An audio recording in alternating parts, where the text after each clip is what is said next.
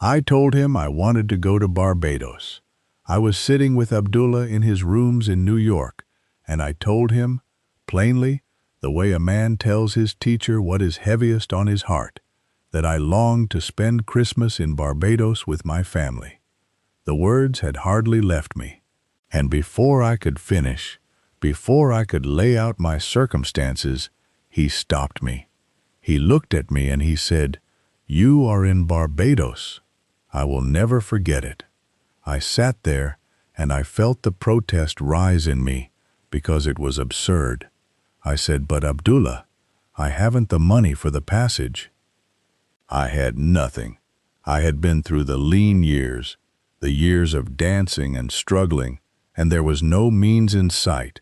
And do you know what he did? He said nothing further. He simply turned his back on me, rose, and walked into the other room. He would not discuss it. I was offended. I sat there in that empty room, feeling dismissed, feeling that the old man had not understood my situation, had not heard the reality of my circumstances, and it took me time, it took me longer than I would like to admit, to understand that the turn back was the entire teaching. He would not argue with a man who was living in the question of how. He refused to stand with me in my lack for even one sentence. And neither, tonight, will I. I want you to sit with me now, because I know why you are here. I know the state you are in as you listen to my voice. You have a desire. You have held it a long time. And every single day, you are doing something with that desire that feels like devotion, but is actually the very thing keeping it from you. You are checking. You wake and you check whether it has come. You go through your day, and somewhere beneath your thoughts, there is a quiet monitoring. Has it happened yet? Is there a sign? Is it moving? And every time you check, you receive the same answer. Not yet, not yet. And you do not realize that the checking itself is a confession. The very act of looking to see whether it has arrived is the announcement made to your own deeper mind that it has not. You are thinking of your desire. You are not thinking from it.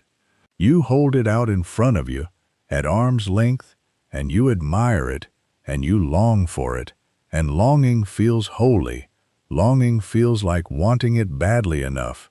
But longing is the posture of a man separated from the thing he wants. It silently affirms its absence. Every time you reach for it, you confirm that it is not in your hand. Now hear me, because I am not here to scold you. The frustration you feel is not weakness. It is the sign of genuine desire, and genuine desire is the most precious thing you possess. It is the very voice of God in you, telling you what you are meant to become. You have been trying. I know you have been trying.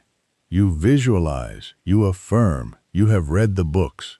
Perhaps you have read mine. You are not lazy, and you are not foolish. You are working very hard. But the trying contains a hidden premise. Underneath all your effort sits one assumption you have never examined. It isn't here yet. And every technique you build on top of that premise can only produce more of the premise. You cannot assume the presence of a thing while standing on the assumption of its absence. So let me say the thing precisely, the way Abdullah would have said it to me. Your problem is not that you have failed to assume. Your problem is that you assume every single day that it has not yet come, and that assumption is hardening into fact, exactly as the law promises. I wrote in The Power of Awareness that an assumption, though false, if persisted in, will harden into fact. You have persisted in one. You have been faithful to the wrong assumption. Let me tell you what happened after Abdullah turned his back on me. I went home, and I had no money, and I had no plan, and I had nothing in the outer world that had changed at all. But something in me had been struck by what he refused to do. He would not give me the roadmap. And slowly I understood. He denied me the roadmap on purpose, because the roadmap was never my department. So I stopped asking how. I stopped trying to engineer the passage, and each night, lying down to sleep in my room in New York, I assumed that I was not in New York at all. I slept as though I were in Barbados. In my father's house, I felt the warmth of the island around me. I did not visualize it as a picture far away. I occupied it. I made my bed in Barbados in my imagination, and I fell asleep there, night after night, as a man already home. I did not see how it could come, and I want you to notice that. I did not see how. I had no arrangement, no prospect, no logical path from a broke man in New York to a man sleeping in his father's house on a Caribbean island. And then a letter came, an unexpected letter, with the means in it, an arrangement I had not made, could not have made, would never have plotted. And I sailed. I spent that Christmas in Barbados, exactly as I had assumed. I never built the bridge. The assumption built it.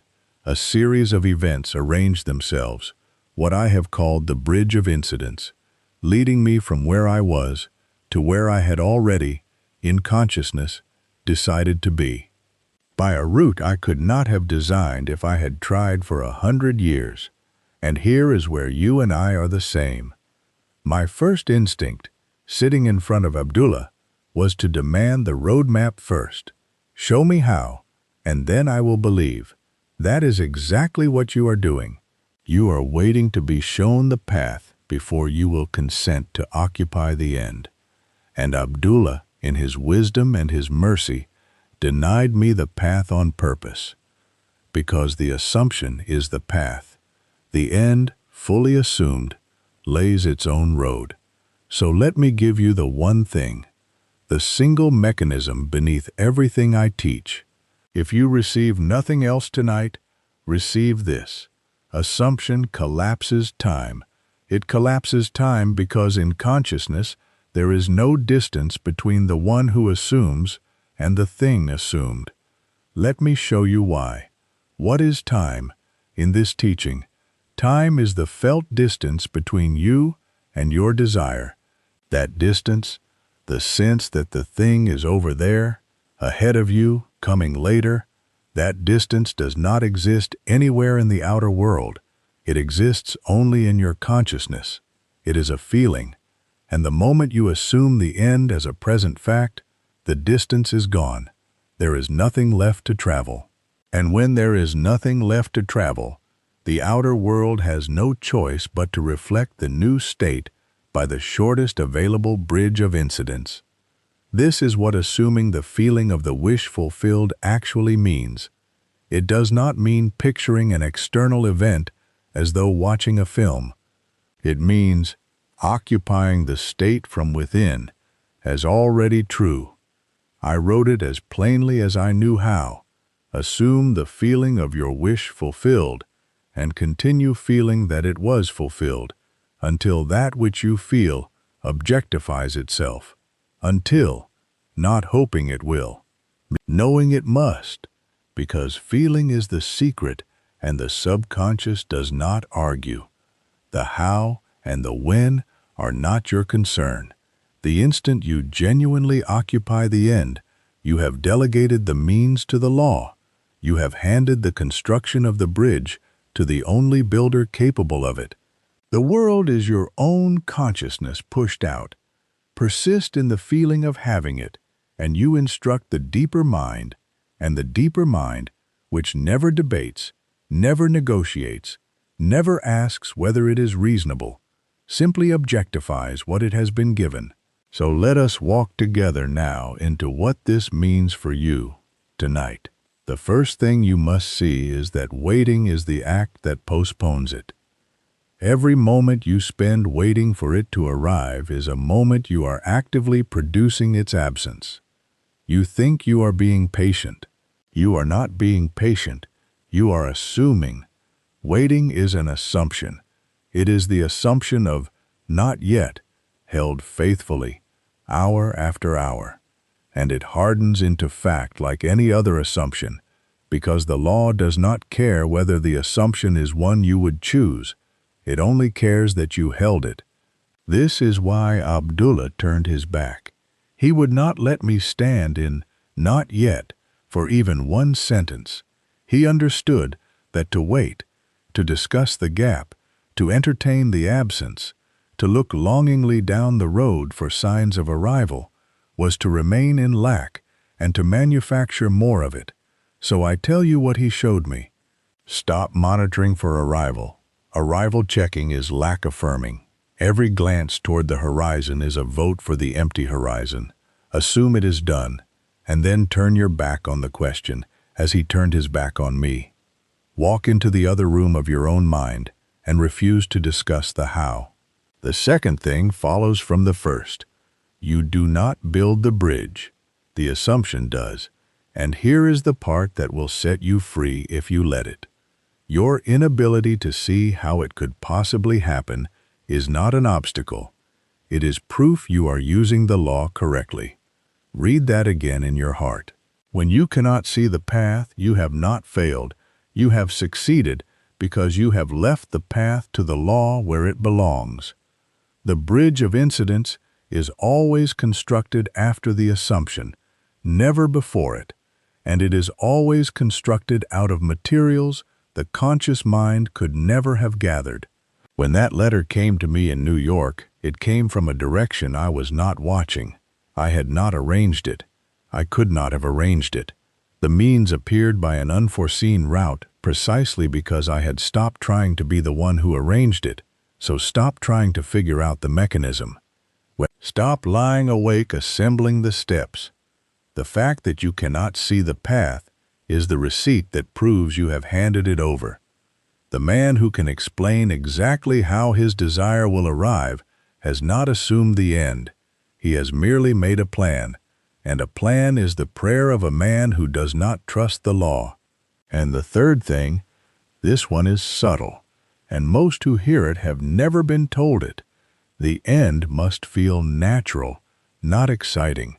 If assuming your wish still thrills you, you have not assumed it. You have admired it. Listen, a true state does not feel like a celebration. A true state feels normal. It feels like the unremarkable background of your life.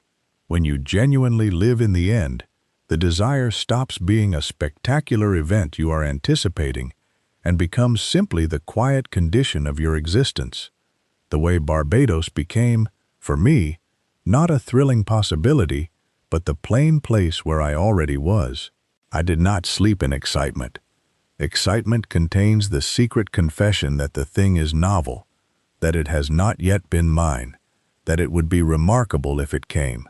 I slept in the casual ease of a man who was already home, for whom Barbados was nothing to marvel at, because it was simply where he lived. So stop generating intensity. Intensity is not faith, it is strain, and strain is doubt wearing a costume. Generate familiarity instead. Make the wish ordinary. Make it boring with reality. The aim is not to feel a thrill at the thought of having it. The aim is to feel the gentle, almost dull, certainty of a man who has had it so long he scarcely thinks of it anymore. Now you understand assumption. You understand that it collapses time, that it builds the bridge, that it must feel natural. But there is a reason your assumptions have not been holding through the night. There is a reason the feeling you reach for at bedtime has dissolved by morning. And I am going to tell you what Abdullah made me do before he ever let me assume a single thing. Assumption is one movement, but it is the fourth movement of a nightly sequence, and most of you are attempting it on unprepared ground. Let me name all four, clearly, so you can feel exactly where you have been standing. The first is revision, clearing the soil of the day, taking the events that contradicted your new state, the moments of irritation, of lack, of disappointment, and revising them so they are not left sitting in the subconscious all night, silently arguing against you. The second is the correction of inner speech, the silent talking you carry on with yourself all day long, beneath your awareness, instructing your deeper mind sentence by sentence, and usually instructing it in the language of lack. The third is precise scene construction. Not a vague, drifting image, but a single, real scene built with specificity. A scene that implies the wish is already yours. And the fourth is falling asleep inside the state, the transfer. The moment your consciousness actually crosses over the threshold of sleep while wrapped inside the assumption, so the deeper mind receives it without interference. Now hear me carefully. To attempt the assumption while the day's unrevised events still sit in the subconscious is to lay a foundation on soil you never cleared. You have been doing one of these movements, perhaps two, and you have wondered why the feeling fades by morning. It fades because the sequence was never completed. The subconscious received a partial instruction, and partial instructions produce partial results. The law did not fail you. You began at step 4, on ground that was never prepared. Before Abdullah taught me scenes, before affirmations, before any of the rest of it, he made me master one thing first. Revision before sleep, the clearing, everything else I learned, every technique I ever wrote about, was laid on top of that foundation. I have written that exact practice into a short, free guide. I call it Rewrite Tonight. It is not a summary of this video. It is a complete 3-minute pre-sleep revision protocol. How to choose the 3 moments from your day that are contaminating your sleep. How to revise each one until your subconscious carries a clean record into the night. And how to feel the clearing that finally lets every other technique reach the deeper mind. It is the step Abdullah gave me before anything else. It is free, and it is immediate, and it is the thing everything else depends upon. You will find it as the first link in the description below this video. Open it tonight, or comment the word rewrite, and I will send it to you myself. And for those of you who feel it, who already know the clearing alone is not enough, who are ready for the full transfer, you will find it waiting the moment you open the guide. 7 nights, 4 movements, the exact order Abdullah gave it to me. But do not reach for that yet. Start with the clearing. Start tonight. Take the first link in the description and open the guide tonight. Or comment the word rewrite below. Not as a comment, as a decision. You are done lying down at night carrying the weight of an unrevised day. You are done planting seeds in soil you never cleared. Comment rewrite or open the link and begin where I began. And now let me give you the one thing to do tonight. Done deeply. Not many techniques. 1. Tonight, before sleep, construct a single short scene. Not the granting of your wish, not the dramatic moment. It is bestowed upon you. The natural aftermath. The quiet scene that could only be true if the thing were already done. A friend taking your hand and congratulating you. The feeling of the keys in your palm. Sitting in the room that is now yours, looking at something ordinary in it. One scene, a few seconds long, and you let it loop, gently, the way a single phrase of music repeats. Enter it in the drowsy state, that border country just before sleep, when the body is heavy and the mind is still, and feel it as natural, not thrilling, natural, the plain, settled feeling of a man for whom this is simply how things are. And then fall asleep inside it. Let your last waking moment be a moment lived from the end. Do this one scene tonight, but know that the scene takes root best in cleared ground, and the clearing is the practice waiting for you in the guide. Now let me speak to the part of you that is afraid this will not work for you. The part that, even now, is glancing toward the horizon. The silence you are living in. the waiting, the nothing, yet the days that pass with no visible change. This is not absence. I want you to hear me, because I lived this exact stretch of road. This is the bridge of incidents, being built out of sight. You are feeling the very same impatience I felt in New York before that letter arrived. The same days of nothing, the same temptation to conclude it had not worked, and all the while, the means was already moving toward me by a route I could not see. The means is already moving toward you now, by a door you are not watching, because you assumed the end. When it comes, and it will come by a door you never thought to watch, you will look back at this night, this very night, and you will understand that it had already happened the moment you stopped asking how. You will see that the gap you are staring across tonight was already closed, that the distance you felt was the last illusion before the thing was made visible. Mark this night. You will return to it. But there is one more thing I have not told you. There is one inner movement that determines whether the assumption you make tonight survives the morning, and it is not happening at night at all. It is happening in your mouth all day long, in a conversation you do not even know you are having. Your assumption is undone every morning by silent words you never decided to speak. And once you correct that silent talking, the state you assumed in the dark will finally live through the light. That is where we go next.